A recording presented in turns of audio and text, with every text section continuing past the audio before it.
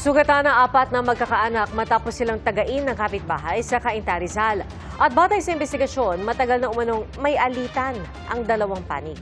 Nasa loob daw ang pamilya nang may marinig na bumabato sa kanilang bubong.